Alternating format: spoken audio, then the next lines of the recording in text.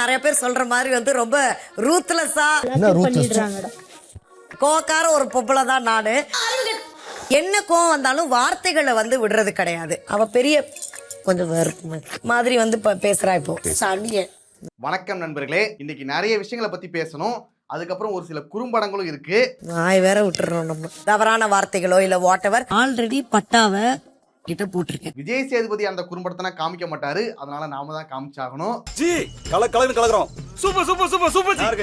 கானா வினோத் மீது வன்மத்தை கக்கினாரா ஆதிரை? இல்ல அது உண்மைதானா? அவர் எவிக்ட் ஆகி போயிருக்காருன்னா நான் இப்பயும் சொல்றேன், இவர் ஒரு காரணம். வியன்னாவுக்கும் விக்ரமுக்கும் நடந்த பிரச்சனையில் யார் மீது தவறு?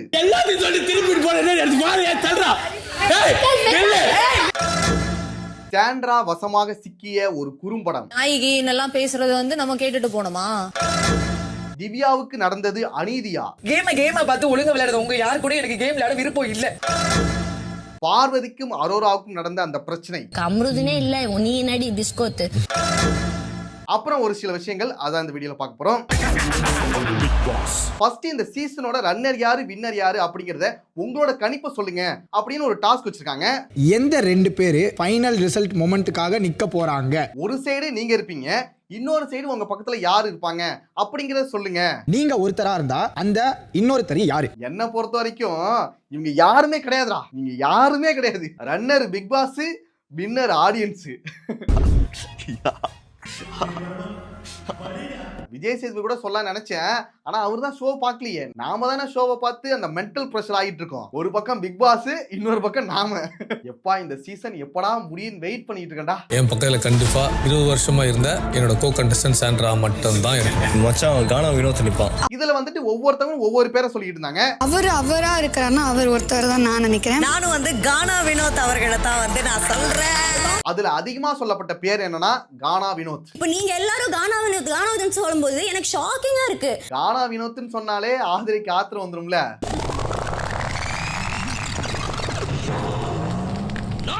இன்னொரு பெர்ஸ்பெக்டிவ்ல அவர் வேற மாதிரி ஒன்னு பண்ணிட்டு இருக்காரு இந்த வீட்டுக்குள்ள. ஏன்னா ஆதிரையை பொறுத்த வரைக்கும் கானா வினோத் மேல ஒரு வன்மத்துல தான் சுத்திட்டு இருக்காங்க. ஒன் டேல இருந்து நீ என்ன மட்டும் டார்கெட் பண்ணி எதுக்கு சொல்லிட்டு இருக்க? ஆனா இன்னொரு விஷயம் என்னன்னா, அவங்க என்னதான் வன்மத்துல பேசினாலும் அவங்க சொன்ன சில விஷயங்கள் உண்மைதான். நிறைய விஷயத்துல இம்மெச்சூர்டா பிஹேவ் பண்ற மாதிரி எனக்கு தெரியுது. கானா வினோத் வந்துட்டு காமெடி பண்றாரு, கவுண்டர் கொடுக்கறாரு, சிரிக்க வைக்கிறாரு. இதெல்லாம் தாண்டி நிறைய இடங்கள்ல வார்த்தையை விட்டுறாரு. என் மனசுலயே அதான், என் மாமா மனசுலயே அதான். இது என்னுடைய நான் பேசியே முடிச்சிருந்திருப்பேன். அதே போல அவரை பத்தி ஒரு விமர்சனத்தை நம்ம சொன்னா அது ஏத்துக்கவே மாட்டாரு. ஏத்துக்கிறது கூட அடுத்த கட்டணம் வச்சுக்கீங்க, அதை காது கொடுத்து கூட கேட்க மாட்டாரு. ஓகேங்க, உங்களை பத்தி ஒரு விமர்சனம் சொல்றாங்க, அது சரியா தப்பா அப்படிங்கறத காது கொடுத்து ஃபர்ஸ்ட் கேட்கணும். கேட்டுக்கிட்டு தான் நீங்க வந்து ரியாக்ட் பண்ணணும். அதுக்கு முன்னாடியே என்னை பத்தி யாரும் பேசவே கூடாது, என்னை பத்தி எதுவுமே சொல்லக்கூடாது, என்னை பத்தி நல்ல விஷயம் தான் அது சொல்லுங்க, கெட்ட விஷயம்னா என்னை பத்தி சொல்லாதீங்க அப்படிங்கிற ஒரு மூட்லயே இருக்காரு. இன்னைக்கு கூட அவரோட க்ளோஸ் ஃப்ரெண்டா இருக்க கமுரிதனும் அரோராவும் அவர்கிட்ட சொல்றாங்க, அத கூட கேட்காம புரிஞ்சுக்காம ஆஃப் பண்ண தான் பாக்குறாரு. அது உண்மையாவே இருக்கு உங்ககிட்ட. அத நீ திருத்தி இத வந்துட்டு கண்டிப்பா வினோத் மாத்திக்கிட்டா நல்லா இருக்கும். யூ ஹேவ் an acceptance வேணும்னு சொல்றேன். ஏன்னா நிறைய இடங்கள்ல அவர் பண்றது எல்லாமே பிடிக்குது, ஆனா ஒரு சில விஷயங்கள் வந்துட்டு இந்த மாதிரி சில விஷயங்கள் வந்து பிடிக்க மாட்டேங்குது. ஒரு நல்லது ஒரு சீனியர், உன்னோட வயசுல அனுபவசாலி, நான் சொல்றேன், நீ என்னையே என்ன சொல்ற மூடுன்ற. அடுத்து ஆதிரை ஒரு விஷயம் சொன்னாங்க, திவாகர் வெளியில போனது காரணம் வந்துட்டு வினோத் தானா? அவர் எவிக்ட் ஆகி போயிருக்காருன்னா நான் இப்பயும் சொல்றேன், இவர் ஒரு காரணம். அப்புறம் திவாகர் வந்து ரொம்ப கலாச்சிட்டாரு, ரொம்ப கிண்டல் பண்ணிட்டாரு, மார்க் பண்ணிட்டாரு, இந்த மாதிரிலாம் சொல்லிட்டு இருந்தாங்க. காலையில உங்களுக்கு ஒரு காமெடி பண்றதுக்கு நீங்க விளையாட்டு பண்ணிட்டு இருக்கீங்க, நீங்க என்ன உங்களுக்கு என்னை பார்த்தா இது ஏதோ கேலி பண்ணி சிரிக்கன் போல இருக்கு. திவாகர் பண்ணதுக்குன்னா இதுவே கம்மிடா. நடிப்பு அரக்கன், நான் ஒரு ஹீரோ மெட்டீரியல் சொல்லிட்டு சாவ அடிச்சா இருக்கிற வரைக்கும். வினோத் மட்டும் இல்லைன்னா வச்சுக்கீங்க, எப்பா திவாகர் பண்றதுனா எத்தனை நாளைக்கு பார்க்க முடியும்? அத பார்க்க முடியாம திரும்பி உட்காந்துட்டு என்னடா வித்த காட்டுற மாதிரி பாருப்பானா. அவன் மட்டும் ரீல்ஸா பண்ணிட்டு இருப்பான், அவன் உட்காந்து பாத்துட்டு இருக்கணுமா? திவாகர் பண்ணதுன்னா பார்த்தா பச்சை குழந்தை கூட பிரச்சனை வரும்டா. அந்த அளவுக்கு உள்ள இருந்துட்டு காண்டேத்திட்டு இருந்தான். அவனுக்கு இவங்க சப்போர்ட் பண்றாங்களா? ஏமா நீ உன் வன்மத்தை கக்குனா டைரக்டா கக்கிட்டு போ, அது எதுக்கு திவாகர் இழுத்து நீ கக்குற? கக்கியாச்சா என்ன வன்மம் வன்மங்களை உள்ள வச்சிருந்தா உனக்கும் கெடுதல் எங்களுக்கும் கெடுதல் கக்கிட்டினா போ. இதெல்லாம் முடிஞ்ச பிறகு அடுத்த வன்மத்தை கக்கிறதுக்காக பொய்யானா வந்துட்டாங்க. அதே சில பேர் சில வார்த்தை விட்டா அது வந்து பெருசா ஆக்க மாட்டீங்க. யாருமா சொல்றீங்க? அன்னைக்கு கமுருதீன் வந்துட்டு பிஞ்சிருன்னு சொன்னாரே திவ்யாவை பார்த்து, அதை பத்தி தானே பேசுறீங்க. இந்த வார்த்தை எடுத்து வச்சு இவ்வளவு பேசுறீங்களே, சில பேர் பேசுற வார்த்தை எதுக்கு நார்மலைஸ் பண்றீங்க? வினோத் ஒரு வார்த்தை விட்டாருங்கிறதுக்காக இவ்வளவு பேசுறீங்க. ஆனா இன்னும் சில பேர் நிறைய வார்த்தைகளை விடுறாங்க, அதை ஏன் நீங்க எடுத்து பேச மாட்டீங்க, அதை வந்து நார்மலைஸ் பண்றீங்க அப்படிங்கிற மாதிரி நம்ம வியானா கேக்குறாங்க. நான் வந்து பொதுவா சொல்றேன், யாரு எல்லாருமே அது அவரும் தான் பண்றாரு.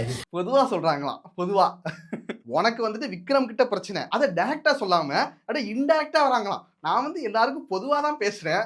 நான் ஓபனா பேச விரும்பல, சுத்தி வளைச்சு பேசுறேன். யார சொல்றீங்க? நான் வந்து பொதுவா சொல்றேன். நான் என்னோட பிரச்சனையை பத்தி பேசல, நான் பொதுவா தான் வரேன். ஏமா பொய்யனா, உன்னை பத்தினா நாங்க பல வாரங்களா பாத்துட்டு இருக்கோம். ஆனா அவரும் சிரிச்சுட்டே நிறைய விஷயம் சொல்றாரு, அது யாருக்குமே பெருசா தெரிய மாட்டேங்குது. இப்பதான் வழிக்கு வராங்க. இந்த விக்ரம் சொன்னார்ல ஒரு வார்த்தை, சாவுங்க அப்படி சொல்லிட்டு, அதுக்கு வராங்க. போன வாரத்துல இருந்து வியனாக்கு வந்து விக்ரம் மேல ஒரு காண்டு இருக்கு, அதை பத்தி அப்புறமா பேசலாம். எல்லாரும் நேத்து என்ன ஆச்சுன்னா, பிக் பாஸே பேச விடாம எல்லாரும் சண்டை போட்டு இருந்தாங்க. இதுக்கு முன்னாடியே இவங்க வந்து பிக் பாஸ மதிக்கல, நேத்தி சுத்தமா மதிக்கல. என்ன மட்டும் அப்படி செஞ்சிருந்தான்னு வச்சுக்க, அண்ணாச்சி கழுத்துல ஒத்த கால மடிச்சு தொங்க போட்டு இன்னொரு கால மிதின்னு மிதிச்சிருப்பேன். தலை சொல்றதையும் கேட்க மாட்டாங்க, பிக் பாஸ் சொல்றதையும் கேட்க மாட்டாங்க. நாளைக்கு விஜய் சேது வந்தா கூட இதுதான் பண்ணுவாங்க போல. பிக் பாஸும் வெயிட் பண்ணி பார்த்தாரு, இது சரிப்பட்டு வராது கன்ஃபெஷன் ரூமுக்கு வாங்க அப்படின்னு சொல்லிட்டு விக்ரம் வந்துட்டு கன்ஃபெஷன் ரூமுக்கு கூப்பிடுவாரு. இங்க இருந்து நீங்க ஒண்ணும் புடுங்க வேணாம், நீங்க டைரக்டா ஆக்டிவிட்டி ஏரியாக்கு வந்துருங்க, உங்களை சமாளிக்க முடியலடா அப்படின்னு சொல்லுவாரு. அப்பதான் கோபத்துல வந்துட்டு விக்ரம் ஒரு வார்த்தையை சொல்லிடுவாரு. அது கோபத்துல சொல்ற ஒரு வார்த்தை தான். ஏன்னா நீங்க பண்றதை பார்க்கும்போது எங்களுக்கு அதான் தோணுச்சு, செத்து தொலைங்கடா, நீங்க தொலைஞ்சு போங்கடா. இது கூட நார்மல் வார்த்தை தான், எனக்கு அதை தாண்டி அந்த மாதிரிலாம் தோணுச்சு. கடுப்பாக்கிட்டாங்க. ஆளுக்கு ஆளு பேசி பேசி பேசி அந்த இடமே ரொம்ப ஒரு மாதிரி கடுப்பாயிடுச்சு.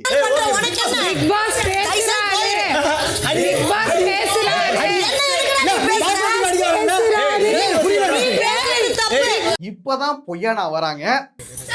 சொல்லுவீங்க எனக்கு புரியல. எப்படா விக்ரம் மாட்டோன்னு வெயிட் பண்ணிட்டு இருந்தாங்க போல, கரெக்டா என்ட்ரி கொடுத்துட்டாங்க. என்ன சொல்லுது போனதுன்னு ஏழ்ற இது வந்தாலே ஏதாவது வில்லங்கத்துல கொண்டு வரா. இதுக்கு முன்னாடி இந்த வாரத்துல எத்தனையோ சண்டைகள் நடந்துச்சு, எத்தனையோ பிரச்சனை நடந்துச்சு, அதுல நிறைய பேர் நிறைய வார்த்தைகளை விட்டாங்க. அதுக்குன்னா இந்த வியானா வரல, இதுக்கு மட்டும் வந்துட்டாங்க. சொல்லுவீங்க எனக்கு புரியல. ஏன்னா அவங்களுக்கு எப்ப தேவையோ அப்பதான் வருவாங்க. இதுல வந்து நான் நியாயமா இருக்கேன், நேர்மையா இருக்கேன், நான் எல்லாருக்கும் பொதுவா தான் பேசுவேன் அப்படின்னு ஒரு போர்வையை போத்திப்பாங்க. பிக் பாஸ் ஒரு கெட்ட பேர் எடுத்துட்டோம், உள்ள இருந்து திட்டு வாங்கிட்டு வரேன், அந்த கோவத்துல ஒண்ணு வந்துச்சு. அதுக்கப்புறம் விக்ரம் வந்துட்டு நான் எதனால அப்படி பேசுனங்கிறதுக்கான எக்ஸ்பிளனேஷன் வந்து கொடுப்பாரு. இல்ல சாவன அப்படி பண்ண, அது ஒரு ஃப்ரஸ்ட்ரேஷனின் வெளிப்பாடு. ஆகா, எல்லாத்தையும் கரெக்டா சொல்லிட்டானே, இதுக்கப்புறம் இவனை எப்படி பிடிக்கலாம் அப்படின்னு சொல்லி யோசிச்சுட்டு அடுத்து அந்த பக்கெட் மேட்டர் எடுத்துட்டு வருவாங்க. கையை விட்டு பார்த்தாருன்னு நீங்க சொல்றீங்கன்னா ஒரு கமெண்ட் இங்க இருந்து வந்தது. வியனா வந்துட்டு துணியை பக்கெட்ல ஒரு வச்சு பாத்ரூம்ல வச்சுட்டாங்க போல. பாத்ரூம்ல ஒரு வெள்ளை கலர் டப் இருக்குலங்க, அது யாரோடதுன்னு தெரியல, அதை வந்து எடுங்கன்னு சொல்லிட்டு பார்வதி தான் இந்த மேட்டரை எடுத்துட்டு வராங்க. குழந்தைண்ணி வந்தாலே ஏதாவது ஒரு 7.5 இழுத்துட்டு தான் வருது. குழந்தைண்ணி வந்தாலே ஒரு 7.5 இழுத்துட்டு தான் வருது. டப் இருக்குலங்க, அதுல ஒரு சில பொருள் வந்து என்ன சொல்லுது போனதுன்னு ஏழ்ற இது வந்தாலே ஏதாவது வில்லங்கத்துல கொண்டு வரா. இப்ப என்ன கொண்டு வந்திருக்கு, எடுத்துட்டு வந்து இங்க வைங்க, எடுத்துக்க சொல்லுங்க, இங்க வந்து வைக்கணும், அவ்வளவுதானே. அதுக்கப்புறம் தலையா இருக்கிற ரம்யா தான் விக்ரம் கிட்ட சொல்லுவாங்க, அதை வெளியில எடுத்துட்டு வந்து வச்சிருங்க, அது யாரோடதோ அவங்க வந்து எடுத்துட்டு போகட்டும் அப்படிங்கிற மாதிரி சொல்லிடுவாங்க. அதை எடுத்து நடு வீட்டுல வைக்கணும்னு தலை சொன்னாங்க. விக்ரமும் தலை சொன்னதை கேட்டுட்டு பக்கெட்டை வெளியில எடுத்துட்டு வந்து வச்சிருவாரு. எங்க யாரோடதுன்னு கேட்காம நீங்க எப்படி அந்த பக்கெட்டை வெளியில எடுத்து வந்து வைக்கலாம், இப்படி கேட்காம எடுத்துட்டு வந்து நடு வீட்ல வைப்பீங்க, அதுல என்னோட இன்னர்ஸ்னா இருக்கு, அதை எப்படி நீங்க வந்து எடுத்து வந்து வைக்கலாம் அப்படின்னு சொல்லிட்டு வியனா ஒரு பிரச்சனையை கிளப்புறாங்க. கேட்காம எப்படிங்க கொண்டு வந்து வைப்பீங்க? நீங்க பிரச்சனை பண்றதெல்லாம் சரிதாமா, அதை யாரு சொன்னா, தலை தானே சொன்னாங்க, அப்ப நீங்க தலைகிட்ட தானே வந்து பேசணும். தலையா அதை விட்டுட்டு என்னென்னமா பேசிட்டு இருக்காங்க. அவருக்கு தெரியும் போல அது என் ட்ரெஸ் நினைக்கிறேன், அதனால அந்த பக்கெட்ல வந்துட்டு வியன்னாவோட இன்னர்ஸ் இருக்கு, அது வியன்னாவோடதுன்னு விக்ரம்க்கு தெரியுமா, அதனால தான் கொண்டு வந்து வச்சிருக்காரோ. இது தவறு. அதனாலதான் அதை வெளியில எடுத்து வந்து வச்சாராம். என்னடா இது, அவருக்கு தெரியும் போல அது என் ட்ரெஸ் நினைக்கிறேன். அதனால இது எவ்வளவு பெரிய அக்யூசேஷன் தெரியுமா? துணி இருந்துச்சு, நான் அது என்னன்னே தெரியாது எனக்கு. பக்கெட் நேத்து இவ்வளவு கேவலமா விக்ரம பேசிட்டு இன்னைக்கு நல்லவங்க மாதிரி நடிக்கிறாங்க. இன்னும் கொஞ்ச நேரம் இருந்தா விமன் கார்டு வந்திருப்பாங்க. என்ன அதாவது உமன் கார்டு வந்திருக்குமா? நீ பேசுனதே அப்படிதாமா இருக்கு. அவருக்கு தெரியும் போல அது என் ட்ரெஸ் நினைக்கிறேன். அதனால நேத்து நடந்த அந்த பிரச்சனையில வியனாக்கு பேசுறதுக்கு அங்க பாயிண்டே இல்ல. என்ன பேசுறதுன்னு தெரியல. சூப்பருங்க இந்த வீட்ல சூப்பரா ஏன்னா அவங்க வந்து டார்கெட் பண்ண நினைச்சது விக்ரம் மேல ஆக்சுவலா தப்பு இல்ல. சூப்பருங்க இந்த வீட்ல சூப்பரா அதனால என்ன பண்றதுன்னு தெரியாம அந்த இடத்த விட்டு கிளம்பி போயிடுவாங்க. ஆனா இன்னைக்கு என்ன சொல்றாங்கன்னா நான் ஏன் நடந்து போனா நான் இன்னும் கொஞ்ச நேரம் இருந்தா விமன் கார்டு வந்திருப்பாங்க. என்ன செட் ஆகல, ஓவர் ஆக்ஷன் பண்ணாத. கையை விட்டு பார்த்தாருன்னு நீங்க சொல்றீங்கன்னா ஒரு கமெண்ட் இங்க இருந்து வந்தது. அவர் கையை விட்டு பார்த்தாரா அப்படிங்கிற வார்த்தை யாருமே சொல்லவே இல்ல. நான் பார்த்த வரைக்கும் அதுல யாருமே சொல்லல. ஆனா இந்த பொய்யானாக்கு வந்து கேட்டிருக்கான். யாரோ ஒருத்தவங்க சொன்னாங்க, அது என் காதுல கேட்டுச்சு, அதனாலதான் அந்த இடத்த விட்டு நான் கிளம்பி போயிட்டேன். யாரோ சொன்னாங்கன்னு சொல்றீங்களே, அது யார் தாங்க சொன்னது? அது வந்துட்டு இவங்களுக்கு தெரியாதான். அது வந்துட்டு எனக்கு தெரியாதுங்க. ஆனா யாரோ சொன்னாங்க, அது வந்து ரொம்ப தப்பா இருந்துச்சு. அது வந்துட்டு உங்க மேல வந்து பெரிய அக்யூசேஷனா மாறி இருக்கும், ஒரு உமன் கார்டா மாறி இருக்கும். அதனாலதான் அந்த இடத்த விட்டு நான் கிளம்பி போயிட்டேன். அந்த கையை விட்டு பார்த்தாரா அப்படின்னு கேக்குறாங்க. எனக்கு யார் சொன்னானே தெரியாதுன்ற நீ. சரி ஓகே, நீங்க சொன்ன மாதிரியே வச்சுப்போம். யாரோ ஒருத்தவங்க சொல்லியிருக்காங்க கையை விட்டு பார்த்தாரா விக்ரம்னு. அதை நீங்க அவங்க கிட்ட தானே போய் கேட்கணும். என்னடா லாஜிக்கே இல்லாம இருக்கு. இது எப்படி நியாயம்? யார் அந்த வார்த்தையை பேசுறாங்களோ அவங்க கிட்ட தானே சண்டை போடணும். யாரோ கமெண்ட் பாஸ் பண்ணி நீ ஏன் கேள்வி கேட்கலன்ற இது என்னடா? சரி உங்களுக்கு தெரியலன்னு சொல்றாங்கன்னு வச்சுப்போம், அது ஏன் நீங்க விக்ரம் கிட்ட கேட்டுட்டு இருக்கீங்க? அதாவது உனக்கு பாயிண்ட் இல்லனா வேற ஒரு மேட்டரை பேசி அப்புறம் கோவப்பட்டு நீ போயிட்டினா என்ன ஆர்குமெண்ட் வின் பண்ணிட்டியா? இந்த பொய்யானா பண்றதுனா செம்ம காண்டாதுடா. அப்புறம் இந்த பொய்யானாவால என்ன சொல்றேன்னு தெரியாம அந்த இடத்த விட்டு கிளம்பிடுறாங்க. ஏன்னா பேசுறதுக்கு பாயிண்டே இல்ல, எல்லாமே அவங்களுக்கு எதிராக தான் இருக்கு. இதுல வேற இந்த பொய்யானாக்கு கமுருதீன் சேண்டாவும் சப்போர்ட் பண்ணிட்டு இருக்காங்க. சாரி, கமுருதீன் இல்ல, மக்குருதீன். அவங்க பேசுனதே தப்பு, இதுல அதுக்கு நீங்க சப்போர்ட் வேற பண்ணிட்டு இருக்கீங்க. என்னடா அது? அடுத்து சாண்ட்ராக்கு ஒரு குறும்படம். நேத்து அந்த நெக்லஸை திருடும் போது சுபிக்ஷாக்கு அடிபட்டுரும். அப்ப அந்த கோபத்துல நாய்களான்னு சொல்லிடுவாங்க.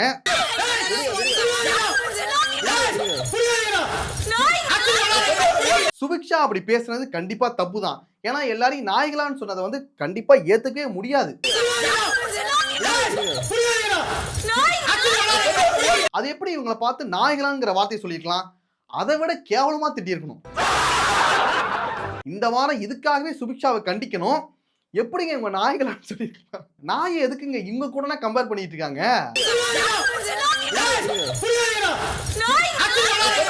இப்படி சொன்னதும் அங்க இருக்கிற யாருக்குமே கோபமும் இல்ல, யாரும் கண்டுக்கவும் இல்ல, ஒரு ஆளை தவிர.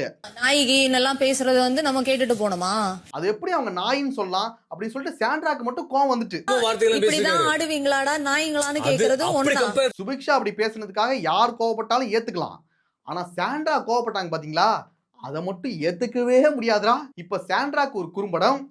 அந்த டாக் இருக்கும் மத்தவங்க பண்ணிட்டு இருக்கிற இடத்துல இது இருக்கும். சாண்ட்ரா தான் நிறைய இடங்கள்ல சுபிக்ஷா வந்துட்டு ஸ்கூபிடோ, அப்புறம் வந்து டாக், இந்த மாதிரிலாம் சொல்லியிருக்காங்க. அந்த டாக் இருக்கும். அவங்க மேலேயே தப்பு இருக்கு, இதுல கோபங்கள் வேற. இது வரைக்கும் நீங்க சொல்ற மாதிரி இப்போ நாய் அது இதுன்னு எல்லாம் பேசி நான் எங்கேயுமே கேட்டது இல்ல. இன்னைக்குதான் நான் ஃபர்ஸ்ட் டைம் கேக்குறது. இந்த